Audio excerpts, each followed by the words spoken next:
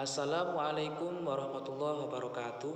Perkenalkan, saya Muhammad An Amirza Aramadani dari kelas 3E Prodi Pendidikan Agama Islam STAI Ma'had Ali Al-Hikam Malang. Pada kesempatan kali ini saya akan presentasikan terkait teori motivasi pembelajaran.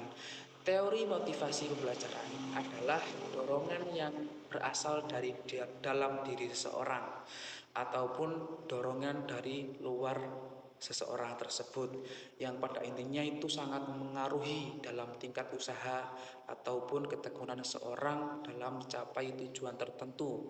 Nah, dalam konteks pembelajaran, motivasi ini sangat-sangat berpengaruh, sangat-sangat penting untuk menumbuhkan dorongan kepada siswa untuk lebih giat dalam belajar, lebih giat untuk disiplin dan mencapai tujuan-tujuan yang ingin diinginkan oleh siswa tersebut. Nah, yang selanjutnya yang kedua yaitu jenis motivasi. Jenis motivasi ini terbagi menjadi dua. Yang pertama ada motivasi intrinsik, yaitu dorongan yang terjadi kepada diri seseorang, seperti minatnya seseorang, minatnya siswa, ataupun kesenangan serta belajar itu karena ingin tahu. Jadi seseorang murid itu belajar karena dia ingin tahu, dia ingin belajar, dia ingin mendapatkan wawasan baru karena sebelumnya dia memang tidak tahu ya. Yang kedua, motivasi ekstrinsik, yaitu dorongan yang berasal dari luar. Ya, karena dengan dorongan dari luar, siswa ini ingin mendapatkan penghargaan atau ingin mendapatkan pujian, ataupun menghindari dari hukuman tersebut. Nah, yang selanjutnya yang ketiga, ada prinsip motivasi. Yang pertama ada relevansi, yaitu motivasi pembelajaran harus relevan. Maksudnya apa? Pembelajaran itu harus bisa difahami oleh peserta didik tersebut dengan minat dan tujuan siswa tersebut. Nah, yang kedua memberikan pilihan. Nah, jadi seorang pendidik itu harus memberikan pilihan, terhadap siswa agar meningkatkan tanggung jawabnya untuk mencari ilmu tersebut. Nah, yang selanjutnya penguatan positif. Nah, penghargaan dan penguatan positif ini dapat meningkatkan motivasi dengan memberikan kinerja-kinerja yang baik, tujuan-tujuan yang baik. Nah, selanjutnya tujuan itu harus yang jelas, karena dengan tujuan yang jelas itu akan membantu siswa untuk terus giat belajar.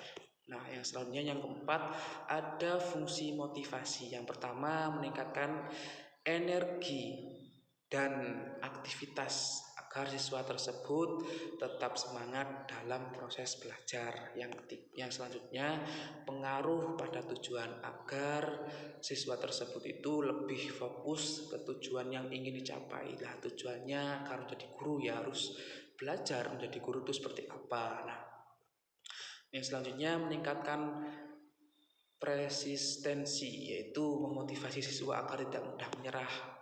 Ayo semangat belajar, katanya ingin menjadi dokter, katanya ingin menjadi guru. Lah, dengan itu siswa akan terdorong agar lebih giat lagi dalam belajar. Yang selanjutnya mengembangkan kreativitas. Butuh kreativitas itu terhadap siswa itu sangat-sangat butuh, karena dengan kreativitas tersebut siswa dapat berpikir yang kreatif serta berpikir yang inovatif. Yang selanjutnya yang kelima yaitu teori motivasi. Ada 5 teori motivasi dari beberapa orang, yaitu dari hierarki, yaitu menyatakan bahwa individu memiliki hierarki kebutuhan yang harus terpenuhi, mulai dari kebutuhan psikologisnya hingga akulturasi diri seorang. Yang kedua, teori motivasi dari Huygens memisahkan faktor motivasi dari motivasi diri seorang atau dari luar diri seorang, karena itu sangat memengaruhi dalam kinerja peserta didik tersebut. Yang ketiga, teori harapan dari Fromm menekankan pentingnya harapan dan nilai dari hasil yang diinginkan. Itu dalam memengaruhi motivasi. Yang keempat, teori dari goal setting, yaitu menyoroti pentingnya penerapan tujuan yang spesifik dan menantang untuk meningkatkan motivasi. Nah, yang kelima, teori pembelajaran sosial Bandura, yaitu menggarisbawahi penguatan dan peniruan dalam motivasi belajar. Ya, yang terakhir kesimpulan.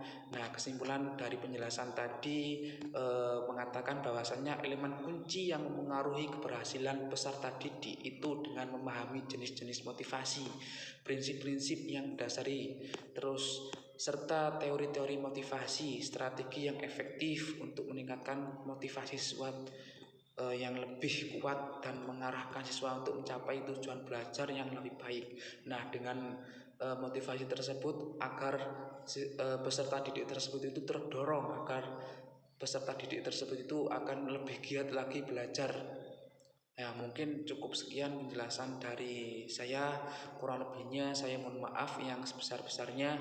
Wassalamualaikum warahmatullahi wabarakatuh.